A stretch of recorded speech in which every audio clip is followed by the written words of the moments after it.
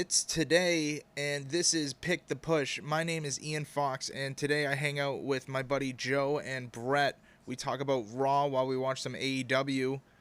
We talk about how maybe there's some surprises at SummerSlam. Stick around, find out what it takes to enter our prediction challenges, and you could even become champion. We talk about it more in the show. Let's get into it.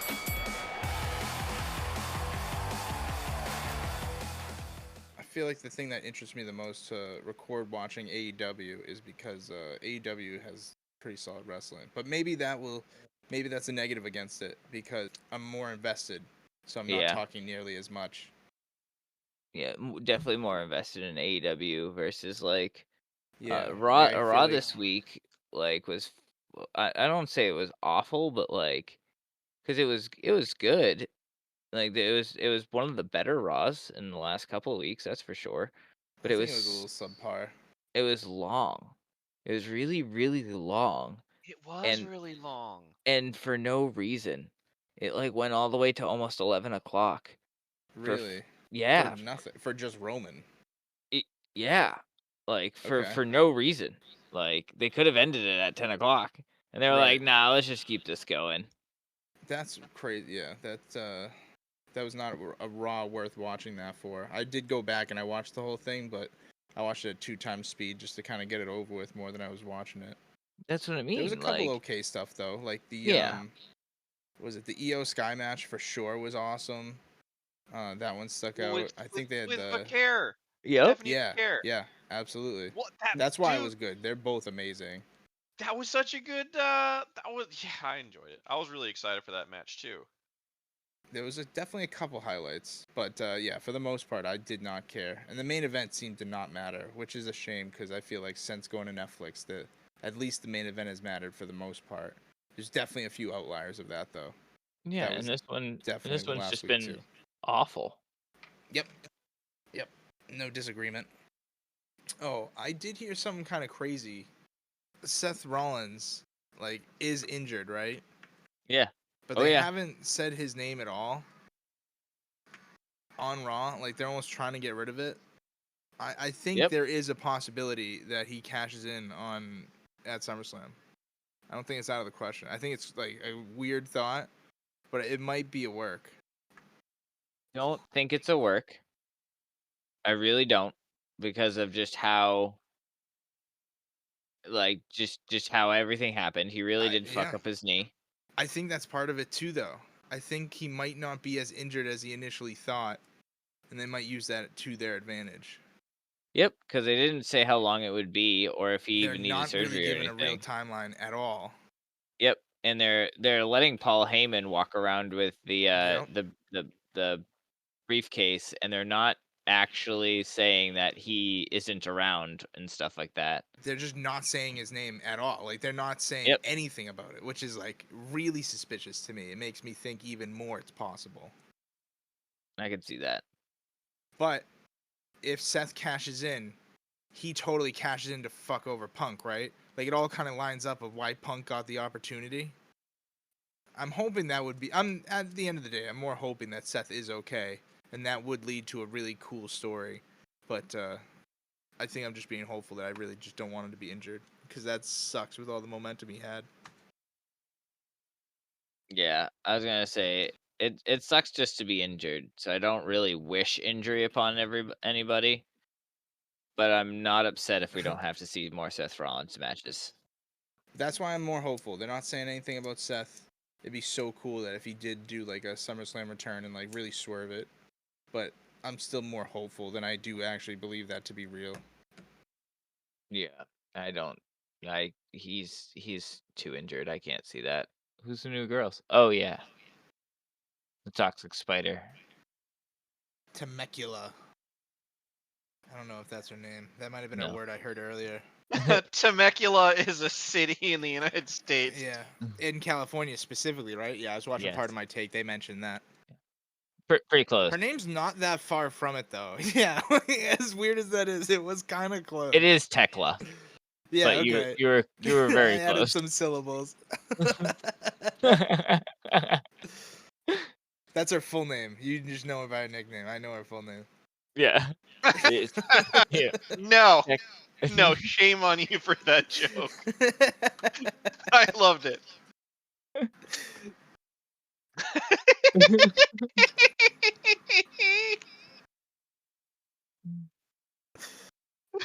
Yeah, Tekla, the toxic spider. So Temecula, the toxic spider. Yeah, it's a That's include a red wave in there. Temecula, the toxic spider, Tekla to her friends. Yeah.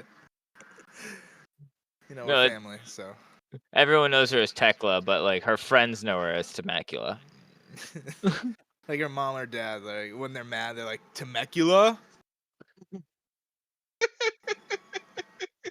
Temecula, you get over here right this instant. Sniff this shit. Dan. I Stop don't want to acting hear. like a spider.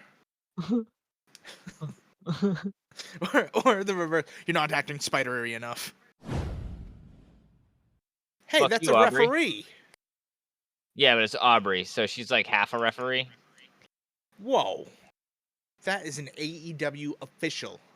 And hey, Brett, remember how I told you there's marks, smarks, and scabs? Yeah. Yeah, that's what makes Ian a mark. What?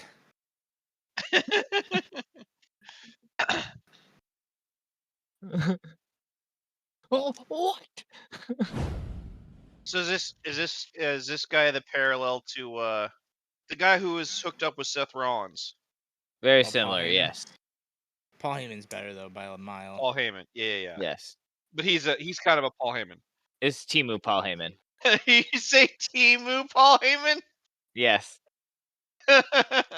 Paul Heyman versus the Paul Heyman that she says you don't have to worry about. Yeah. No, it's the Paul Heyman you have at home. Yep. So we don't need Paul Heyman. We have Paul Heyman at home. And it's a picture of Don Callis. I don't disagree with anything we're saying, but this is still a huge compliment to Don Callis. Yeah. If anything, this is like really degrading to fucking Paul Heyman. Yeah. If anything, Don Callis would be pumped about this conversation.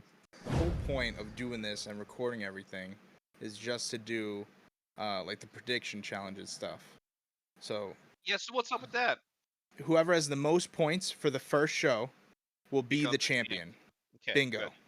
And then on the next show, Uh-huh. there will be whoever gets the points will The face most the points? champion one-on-one at the show after that. And it will be Oh, points at the versus following points. show. Okay. Yeah. Okay. So that way, we'll always have like a contender. We'll always kind of have an idea of who the contender is going into the next show. But it's just who your points versus their points. That's like you don't have to get the most out of the show, but if you do, that's pretty badass. If you can do the most out of the show and you are the champion, it sounds pretty Right. cool. Yeah. It's title defense. I love it. Yeah, exactly. Yep. There'll be title defenses, things like that. If there's somebody that wants to be on the show that becomes champion, because I'm going to have this open to pretty much anybody, I'd love to have them on the show or just talk about wrestling or just see where that goes. Like, I'm open to all that kind of stuff. I'll have a link. I'll have that sent out at once SmackDown's over, the weekend of any like big pay-per-view, whether it's AEW or WWE right now. Yep. And basically, you'll follow that link. You'll fill it out. It's just a Google form, and it's just point and click of who you think's gonna win. There's gonna be 3 sections right now. I don't know how this is gonna work with SummerSlam yet, but I still plan on having these 3 sections. Of we'll have the most important matches on the card that is subjective towards me. So like all the main events and stuff of like who's gonna win what match. Maybe a couple props in there specific to the match. The next section is going to be prop questions specifically to the pay-per-view, like does an announce table break, over-under, like chairs in the ring at one time, maybe even ref bumps, stuff like that. And then the last section is going to be like match order, so like which match happens where on the card.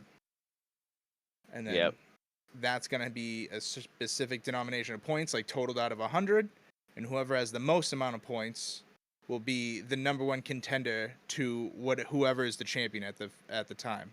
I think at the first one, whoever wins is going to be the champion to start, and then so on and so forth will be the number one contender who will face the champion one-on-one, points versus points straight up. Winner's a champion at the next show. Yeah. But that's the idea so far, and then we'll just record it, and then we'll talk shit about it as we do this, because it's really just my selfish way of proving to everybody that I'm the best ever. That's really it. Well, I love your selfish games. They sound like fun games. It is a lot of fun, especially the more people, the merrier. And then next week, when we're out Friday, we'll be finishing everything, talking about into SummerSlam, talking about the matches, breaking down what I'm thinking for picks and what I like the most, and definitely questions that will be on there. That will be released right after SmackDown, and will be closed right before the show starts on SummerSlam. Is going to be a weird one too. It's going to be the average of actually no, it's going to be all one big thing, and then I'll just figure out what we want to do for the match order. But yeah, I just wanted everything to kind of be put in place for this one, and then we'll go over more specifics of anything else we might be missing for the next one. With the just the point system in general for Yeah, how it's gonna work for the 2 days because it's SummerSlam. I think I'm just going to mix it all together. I was originally thinking average of 2 days, but I want it to all be one card, so I'm just going to kind of fit it in. It might be a little bit bigger than the regular card, but the weirdest part is just going to be figure out the match order, because it's going to be like percentage per section.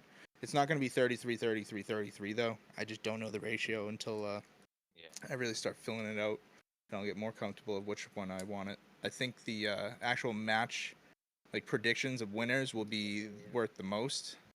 I think second has to be the match order, just because of how many matches there are. Yeah, I think so. I think match order is gonna be really hard.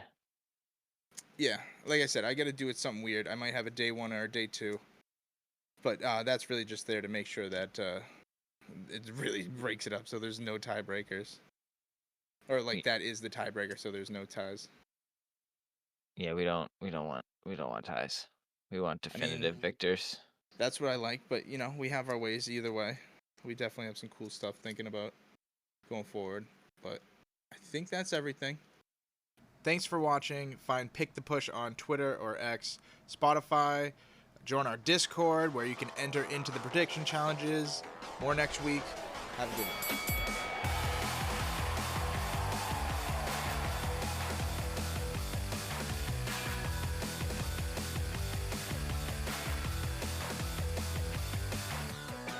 Still terrible on the mic, huh?